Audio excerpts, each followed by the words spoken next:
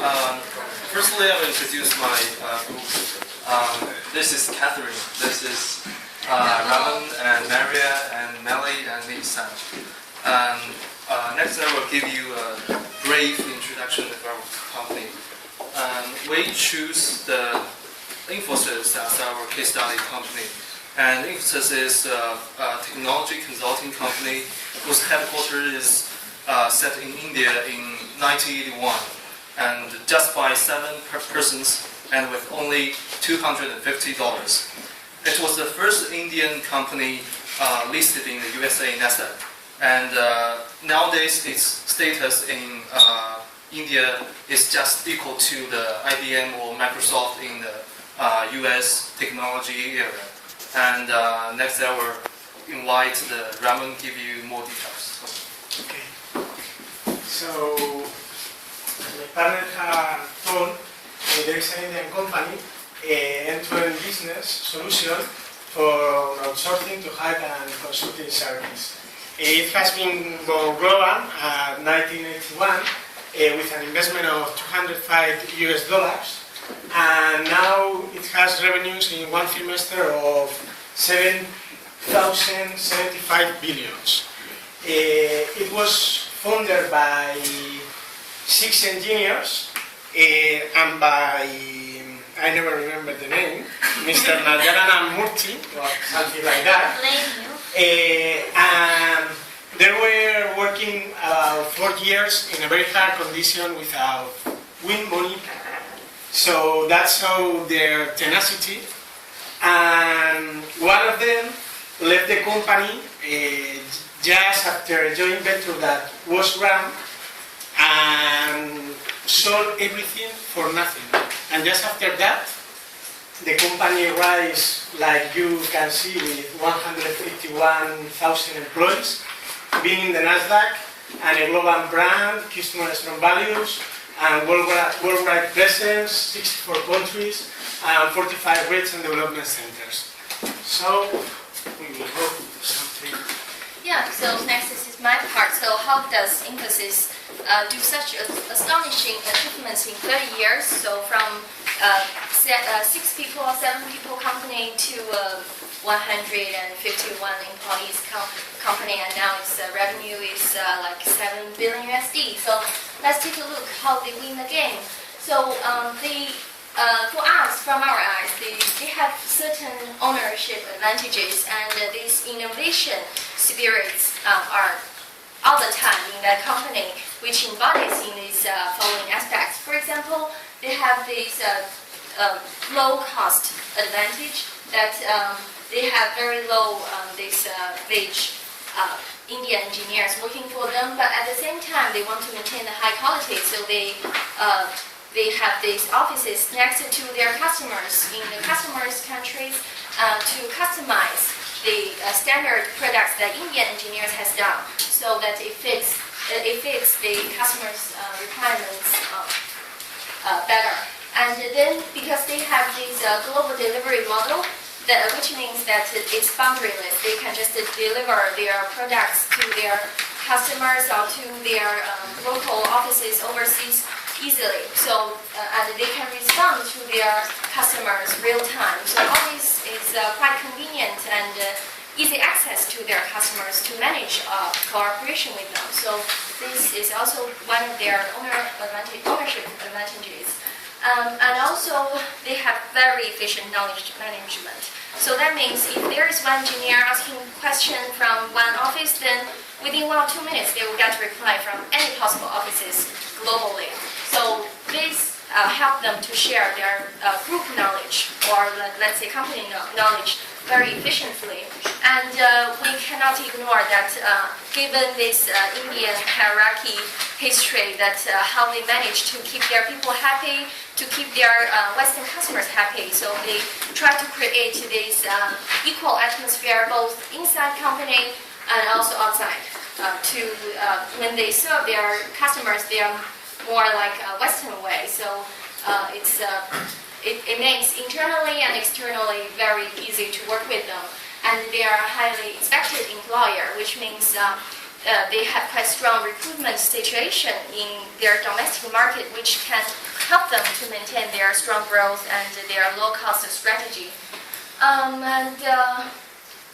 What else? So yeah, they have also very stable partnership with these all these key clients, these world giant companies, groups, corporates. So these also help them to grow steadily, step by step, all over the world.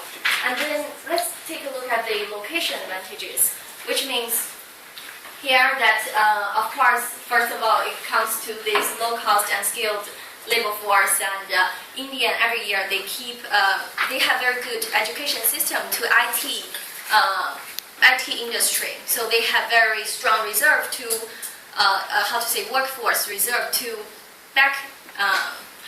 to support such growth. And then these contribution of know-how, technology, these kind of things, which because the founders they have quite much American background, so they have direct connections to the Western markets and so on. So that means it gives them a lot of convenience to access to their customers and get mutual understanding, these kind of things. And of course, this English language is a very good advantage for Indian companies to go to internationalize. Then internationalization advantages, of course, that it can deliver their goods without any boundary limitation, not like this traditional trading or manufacturing company. They have to ship their goods out, these kind of things. They don't have that kind of headache. They can just go ahead, just try to make sales and then deliver. And then they have very small psychic distance, so because they have been colony of Britain, so language-wise and culture-wise, they can understand maybe Western cultures better than other emerging countries. And then low labor cost, but still very skillful. We all know that they are very strong. India is very strong in this IT and software industry. And they have this global and 24/7 delivery. This is benefited also by their scale because they have 46 offices globally and 64 offices and 63 development centers, which means that they can really work like 24/7 if we think this is a globe. And then it's basically that's their advantages here. And then we will introduce Yeah, one. here comes the pull factors and push factors from both host country and home country. And here we can have a look during the 1981, there's some kind of regulation published in United States.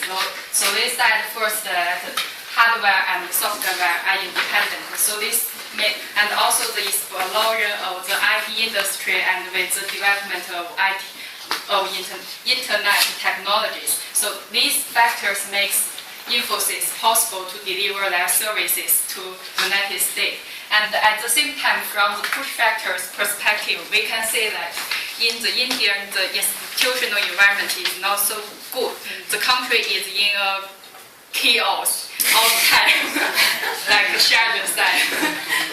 And but there's also some positive factors because there's some high quality engineers in India, but they have no job. And we can have a short look at the internationalization procedures. So first we segment it into two parts. From 1981, after they get the first client from United States, just remember here is their first customer just directly from the United States. So that means that this company is born globally. And afterward, from 1981 until 2003, they're always doing the greenfield investment in different countries, especially in the developed countries such as the United States and Canada and also Japan and the United Kingdom. So, but at the same time, they're also doing the the R&D department in different countries. especially in Japan. We want to have Note here and Canada.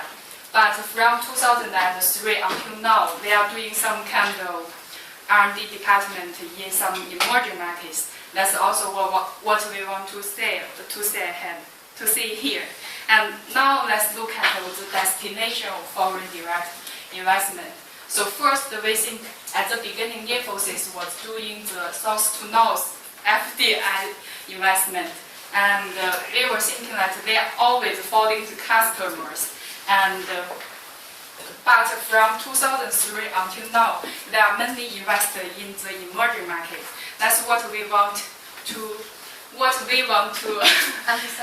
emphasize here is that first, at the beginning, they are doing some low-end outsourcing services. But now they are want to go into some high-end market. They are doing some consulting services. So that's the high value added services. And that's one short story here. At the beginning, Infosys want to pretend to be some United States company. And they have that kind of fake brand over there. And they started one joint venture with one United States consulting company over there. But suddenly it came to be a failure. So they just want to change the strategy and they become a customer follower. So they are following the big customers all the time. As Mali has said, the main driving strategy for Infosys has been the customer focus. And this driving strategy has constituted the other strategies of the group and the competitive advantages.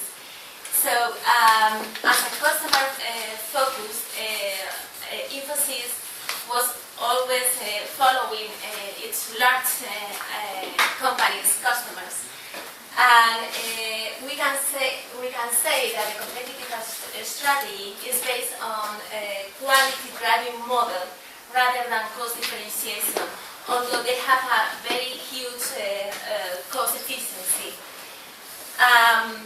It is based, as I have said before, in a number of competitive strategies.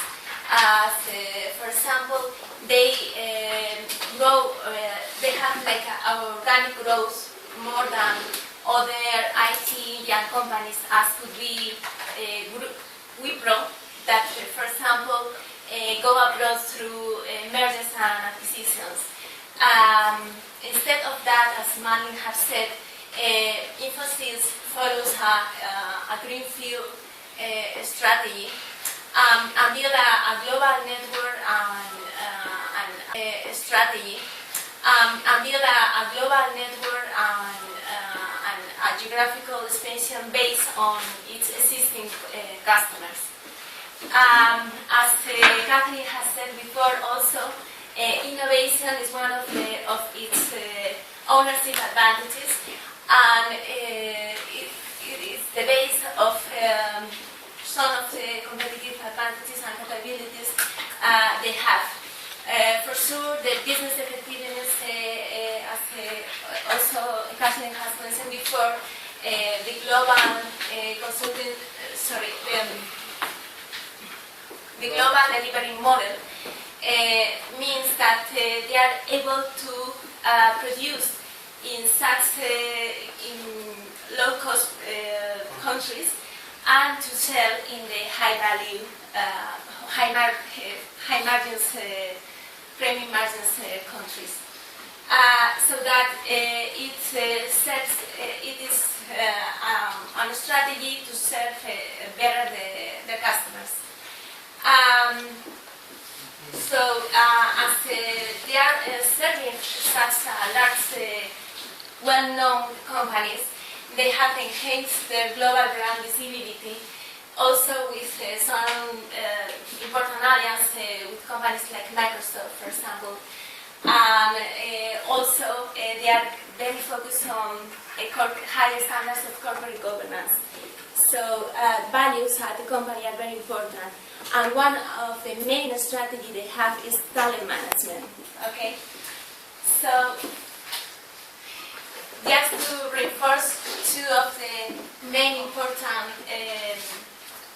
strengths they have, I will say that they are cash rich. They have like more than $1 billion of liquidity and no debt. So this is an amazing company in that sense. And they are an employer of choice. They have one of the largest corporate universities all around the world. And just to finish, we think that if you go before, no, this one, the FDI motive from the beginning was the asset seeking in the way to give the infrastructure necessary to the clients, and also efficiency seeking. So, being very fast, I think we have told too much about key to success. Only say that is especially customer orientation. So, she has thought out it. So, we can say the main obstacles, some successful joint ventures, relatively small size if compared with IBM, Accenture, the caste, hierarchy system and Indian mindset. It is not applied in her company, but even the company have different values. Indians can be on this way, and especially people foreign think on this way. So it is a main obstacle. Bad image, etc. We are in a hurry, so Open questions. Yeah. open question. What we are worried is about the future. Not worried, there is a very big company that can face every challenge. But we have seen about what can happen if retirement of the company's founder, that has been the real worker. And nowadays, I am finished. Nowadays, they are a weak player in the domestic market. They have excessive dependence of US for revenues, even though they are growing at a rate of 20% in India. So we would like to know if someone of you could ask us the question we have formulated, that is, how Infosys should reach India and other developing countries. Someone have an idea? How can they challenge this kind of problem? How can Yeah, on this note, yes, anyone has an idea? Can you repeat the question? Yeah. The problem is they have excessive dependence of US for revenues, and they are very weak in India and developing market, even they are growing there. So, how Infosys should reach India and other developing countries? How can they enter these kind of countries? Anyone have an idea? Joint ventures. To your inventor? Yeah. Okay, we have thought about that. We think it will be alright.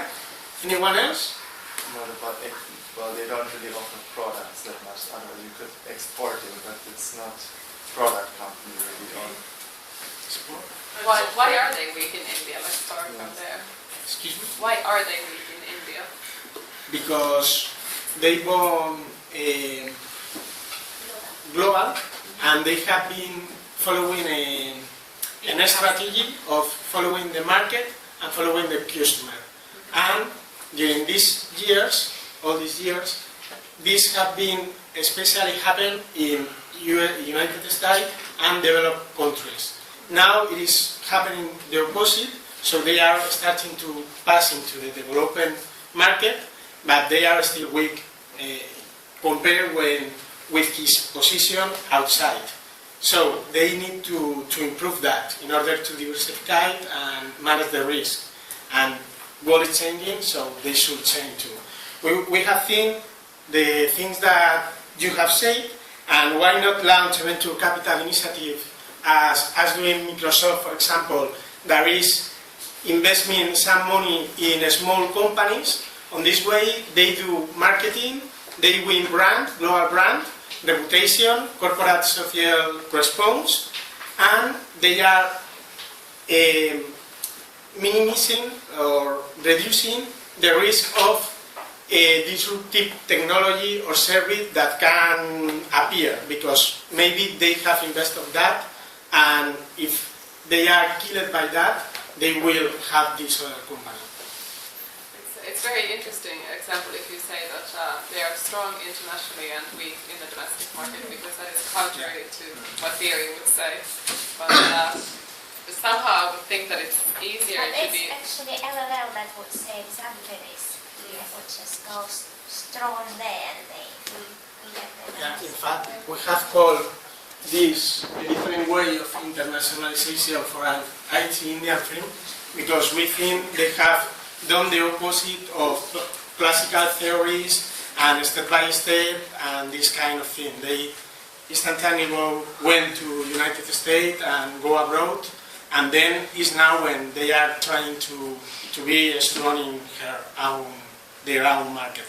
Yes, because according with the oil Yes. paradigm, a company internationalized liberating its domestic market. But in this case, as Infosys was born from the beginning, we think it doesn't apply. But also it doesn't apply other emerging markets theories that seems to be more aggressive in the internationalization. So I think we think this is like a unique case. Yes. I'm just different. It does apply still, as I said, to LLL sort of theory, because partly because they go abroad and they build their competitive advantages abroad. Yeah. They do it in a very rapid way and they leverage it and they know where they go. Yes. So if anything, it does to this, and it's a very good example of a very successful case. But it also has some domestic advantages, especially the cheap cost over there. Yeah, And sure. also they have the office or biggest direct R&D department in India, and they do all the service over there and tailor it in the local office in the other country. So we think this is the biggest competitive advantage. Yes, and the talent management policies are very important, because in the IT industry in the future, the main asset is the technicians and engineers, and there's a scarcity of this asset, and they have done very well, and some other IT companies are imitating them in the way they are treating their employees. And at the same time, they are very professional because they have this kind of partnership, ownership. But at the beginning, one of the partners' wife is also working in the company. But afterward, they just want to kick her out. And they want to try to be professional They all want the to time. be modern management Yes. style, not to this family basis like all these developing countries. Different from the other Yeah. emerging markets. And so before we run out of time, I was just going to note that you have sort of a really nice approach to explain theories, and having it in the tables, it makes it easier to read. But you have some confusions with some of the theories, like if you go to OLI, you have internationalization, but it's internalization. So the I doesn't stand for internationalization, but for internalization.